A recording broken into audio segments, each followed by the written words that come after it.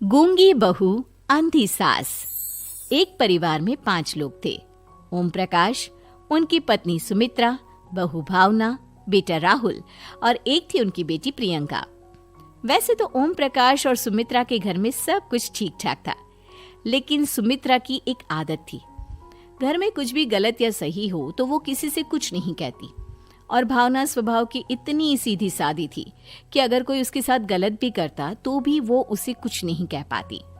इसी के चलते प्रियंका और राहुल घर में मनमानी चलाते रहते, क्योंकि घर को संभालने वाली औरतें इस तरह से रहती थी जैसे वो गूंगी और अंधी हो। माँ, मैं अपनी सहेलियों के साथ पिकनिक पर जा रही हूँ। ठीक है बेटा, चली जाओ। और मुझे आने में रात हो जाएगी, देर से ही आऊंगी मैं। अच्छा, कोई बात नहीं बेटा। अरे भावना, तुमको एक बार में समझ में नहीं आता क्या? नाश्ते में फिर से पराठे बना के रख दिए। कितनी बार तुमसे कहा है कि मेरे लिए ढंग का नाश्ता बनाया करो। ठीक है जी, आगे से ध्यान रखूंगी। अरे ये बहू से किस तरह से बात कर रहे हो तुम राहुल? अरे तो और क्या करूं पापा, इसको कही बात एक बार में समझ में ही नहीं आती। सुमित्रा, तुम अपने बेटे को समझाती क्यों नहीं? बहू से बात करने का ये क्या तरीका है? अरे जिसकी जैसी मर्जी आए करो, मुझे क्या। भावना बेटा, तुम भी तो कभी कुछ कहा करो। इस तरह क्यों सबकी बातें सुनती रहती हो? कोई बात नहीं पापा जी, सब ठीक है। रात को काफी देर तक प्रियंका घर नहीं आती और जब वापस लौट कर आती है तो एक लड़की के साथ बाइक पर बैठकर सुमित्रा और भावना दोनों ही प्रियंका को लड़की के साथ देख लेते हैं। आज तो जोर से डांट पड़ने वाली है, लेकिन मैं डर क्यों रही हूँ? माँ तो सब कुछ देखकर भी अंधी बनी रहती है।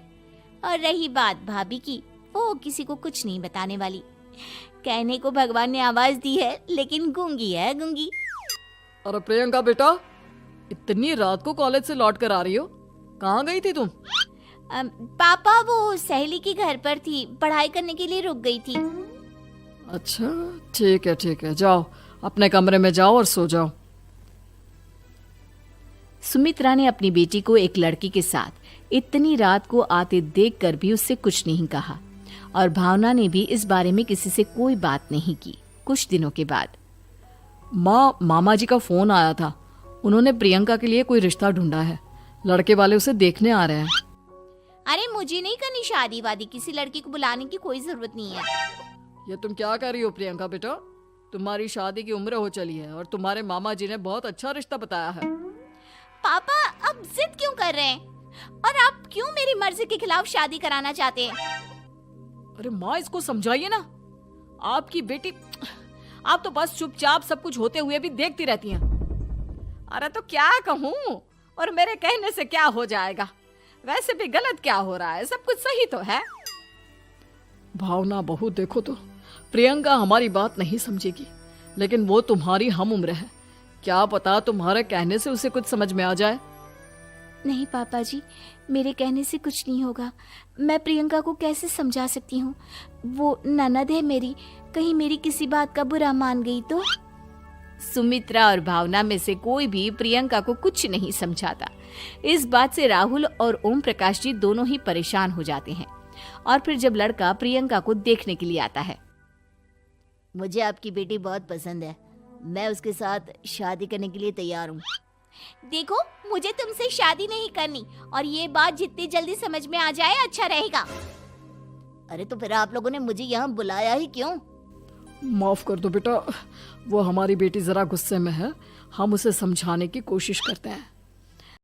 हाँ, देखिए आप नाराज मत होइए, वो तो उसने बस ऐसे ही कह दिया होगा। अरे कोई ऐसे ही कुछ कहता है क्या? और ये आपकी पत्नी और माँ, ये दोनों इस तरह चुपचाप क्यों बैठे हैं, जैसे इस घर के मेंबर ही ना हो? आपके घर में सब कुछ ठीक तो है ना? अरे सब कुछ ठीक है बेटा। सुमित्रा, समझाओ ना अपनी बेटी को। अरे क्या समझाऊं, क्या होगा समझाने से? सब ठीक ही तो हो रहा है, गलत क्या हो रहा है?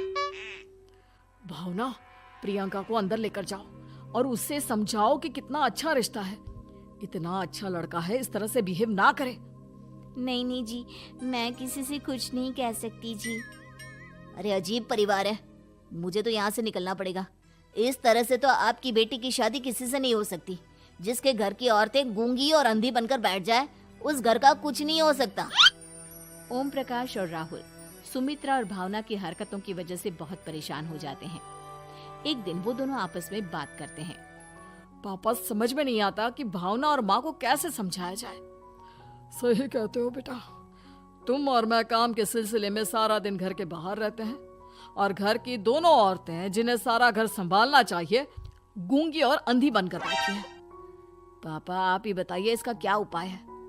मेरी तो कुछ समझ में नहीं आता बेटा, लेकिन हमें कुछ तो करना पड़ेगा क्योंकि इन सब की वजह से प्रियंका बहुत ज्यादा बिगड़ती जा रही है। तुमने देखा उसने किस तरह से बिहेव किया था। अरे लेकिन पापा हम करेंगे क्या? हमें एक नाटक करना होगा। कुछ दिनों के लिए हम भी गूंगे और बहरे बन जाते हैं, उसके बाद इन दोनों औरतों को अकल आएगी। हाँ पापा, शायद आपकी बात ठीक है। हम दोनों हर बार बात को संभाल लेते हैं और इसी वजह से माँ और भावना कुछ भी करने की कोशिश ही नहीं करते। और फिर अगले दिन, भावना, नाश्ते में क्या बनाया है? जी पराठे बनाए हैं। मेरे लिए पोहा बना दो। अच्छा जी ठीक है, अभी बना देती हूँ जी। बहू, नाश्ते में क्या बनाया है? पापा जी पराठे हैं और पोहे बन रहे हैं। अरे बहू, मुझे तो उपमा खाने का मन था, मेरे लिए उपमा बना दो। ठीक है पापा जी, अभी बना देती हूँ। भाभी जल्दी से जरा मेरा कॉलेज का टिफिन तो पैक कर देना। और सुनो, मुझे ना भिंडी की सब्जी खाने का मन है। सुमित्रा चुपचाप बैठी बैठी सब कुछ देख रही थी। उसने किसी से कुछ भी नहीं कहा और ये देखकर भावना को मन ही मन गुस्सा आ रहा था, लेकिन वो किसी से कुछ नहीं कह रही थी। उसे लग रहा था कि ओम प्रकाश जी जो हमेशा उसकी साइड लेते थे वो भी आज चुपचाप बैठे हुए थे। शाम के वक्त प्रियंका अपने बहुत सारे दोस्तों को लेकर घर आती है और उधर दूसरी तरफ से राहुल भी अपने ऑफिस के दोस्तों को लेकर घर आ जाता है। प्रियंका अपने कमरे में तेज म्यूजिक चलाकर डांस करती है और राहुल अपने दोस्तों के साथ बैठकर जोर जोर से हंस रहा था। प्रियंका और राहुल मिलकर पूरे घर को अस्त व्यस्त कर देते हैं, लेकिन भावना उनसे कोई शिकायत नहीं करती और सुमित्रा जी भी चुपचाप बैठी रहती है। लेकिन भावना और सुमित्रा के अंदर का गुस्सा धीरे धीरे बढ़ रहा था। फिर रात को ओम प्रकाश और राहुल एक दूसरे से बातें करते हैं। पापा, हमने इतना कुछ किया फिर भी भावना कुछ बोलती ही नहीं और माँ भी कुछ गलत करने से किसी को रोकती ही नहीं। तुम चिंता मत करो बेटा, इन दोनों के अंदर का गुस्सा भर रहा है और बहुत जल्दी बाहर आने वाला है। अगले दिन, अरे बहू, ये कपड़े धुले हैं या गंदे हैं? पापा जी कपड़े तो मैंने धोकर ही आपकी अलमारी में रखे थे। मुझे तो साफ नहीं लग रहे, एक बार और धो देना। प्रियंका, मैं सोच रहा था कि तुम्हें उस लड़के से शादी नहीं करनी है ना, मत करो। एक काम करो, वैसे भी क्या रखा है शादी वादी में, तुम्हें जो लड़का पसंद है उसके साथ जाकर कोर्ट मैरिज कर लो। इस बार ओम प्रकाश और राहुल की बात सुनकर भावना और सुमित्रा के अंदर का गुस्सा जाग उठता है। मैं किसी से कुछ कहती नहीं जी, इसका मतलब ये है कि आप लोग मुझे परेशान करते ही रहेंगे। कल 4 बार मुझसे नाश्ता बनवाया, आज पापा जी मुझसे धुले हुए कपड़ों को बार बार धुलवा रहे हैं। अरे मैं इंसान हूँ जी, कोई मशीन नहीं हूँ। तुम दोनों ने मिलकर इस घर की कैसी हालत बना दी है और अपनी बहन को भागकर शादी करने के लिए कह रहे हो। तुम भाई हो या दुश्मन? ओम प्रकाश और राहुल जोर जोर से हंसने लगते हैं। अरे इसमें हंसने की क्या बात है? हम लोग यहाँ इतने परेशान हो रहे हैं जी, तुम लोगों को ऐसी हरकत करने के बाद भी हंसी आ रही है। ये क्या कर रहे हैं जी आप दोनों? यही तो हम चाहते थे कि सुमित्रा तुम अंधी होकर ना बैठी रहो।